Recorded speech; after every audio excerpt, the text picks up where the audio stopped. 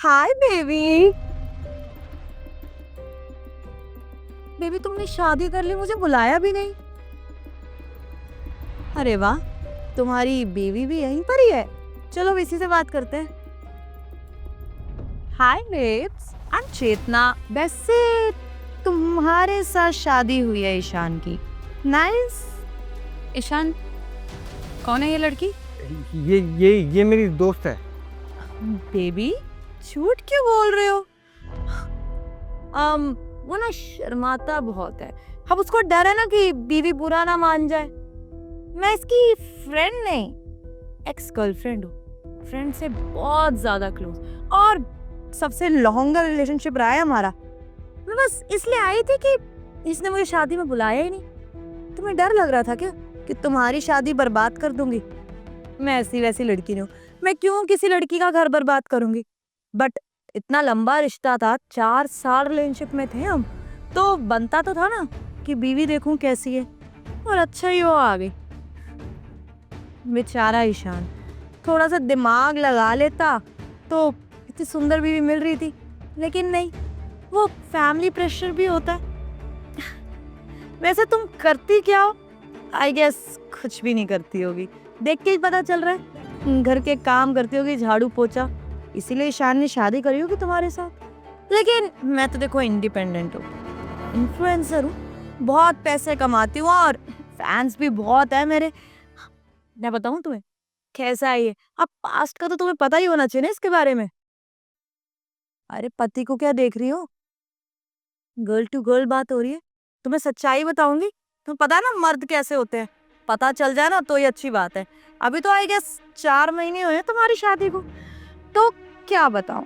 इसके पार्टीज के बारे में, इसके अफेयर्स के बारे में, या हम दोनों क्या फन करते थे रिलेशनशिप में उसके बारे में। अब तुम सोच ही सकती हो, 4 साल हो गए हैं तो कितना फन किया होगा, क्या क्या ट्राई किया होगा। इसने बताया ना ये ड्रिंक करता है। चलो इतना तो सब करते हैं, लेकिन ड्रिंक करने के बाद क्या करता है पता है? इसका गुस्सा पता है तुम्हें? एक बार तो ऑलमोस्ट मुझ पे हाथ उठा दिया था। अब तुम पे तो आराम से उठा ही लेगा, देख के ही लग रहा है। गवार सी हो, मार तो खा ही लोगी। चेतना, बस बहुत हुआ। तुम चुपचाप से जाओ यहाँ से। अरे वाह, तुम्हारी बीवी को गवार बोल दिया तो बुरा लग रहा है? 4 महीने में इतना प्यार हो गया? 4 साल की लड़की को छोड़ के किसी से शादी कर ली, तुम्हारा क्या होगा? कल को कोई और ले आएगा और उसका हो जाएगा। तुम्हें तो पता भी है कि कितना प्यार करता था ये मुझे। हर शॉपिंग ये कराता था। इसने तो मुझे एक फ्लैट भी दिला रखा है, बताया है इसने। और ऐशो आराम तो इतने, आईफोन भी इसने दिलाया था। तुम्हें दिलाया कुछ कि नहीं? या तुमको टिपिकल बीवियों की तरह बांध के रखता है? एक्चुअली ना तुम्हारे साथ इसीलिए शादी करी होगी। वैसे तुम खुद सोचो, जस्ट लुक इट मी। मुझे छोड़ के कोई तुम्हारे साथ शादी क्यों करेगा? मे बी घर वालों ने जबरदस्ती करी होगी, या तो तुम्हें पता ही है लड़कों का क्या होता है, रिलेशनशिप में हॉट लड़की चाहिए और शादी के बाद ऐसी जो झाड़ू पोछा करे, नौकरानी बन के रहे। तो बस इसलिए तुमसे शादी कर ली होगी। So lucky you are. I am feeling bad for you. बस करो तुम। मुझे ना तुम्हारी ये फालतू बकवास सुनने में कोई इंटरेस्ट नहीं है। तुमने क्या सोचा तुम यहाँ पर आके मेरे कान भरने की कोशिश करोगी और मैं तुम्हारी बातों में आ जाऊंगी?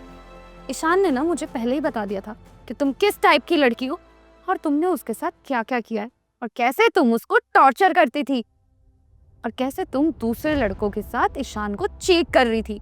सब पता है मुझे। तो यहाँ पर आके मुझे समझाने की कोई जरूरत नहीं है। और तुम मुझे जज कर रही हो ना? एटलीस्ट मैंने ढके हुए कपड़े पहने और एक बार खुद को देखो जरा। इसलिए ना बहुत हो गया। अब एक काम करो, खड़ी हो और निकलो मेरे घर से।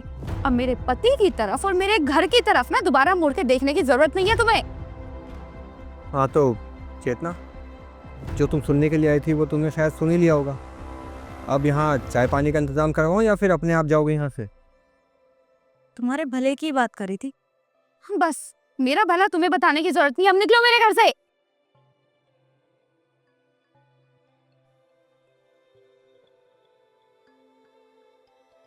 साक्षी, थैंक यू सो मच मुझे समझने के लिए और मेरा साथ देने के लिए। वरना अगर तुम्हारी जगह शायद कोई और होती तो मेरा घर टूट जाता। तुम्हें थैंक यू बोलने की कोई ज़रूरत नहीं है, मैं नहीं समझूंगी तो कौन समझेगा। खैर अब ये सब छोड़ो, तुम भूल गए हमारा डिनर का प्लान है, आज बाहर जाना है हमें। हाँ। इन सब बातों के चक्कर में अपना मूड क्यों खराब करना। मैं रेडी होके आती हूँ, तुम भी रेडी हो जाओ।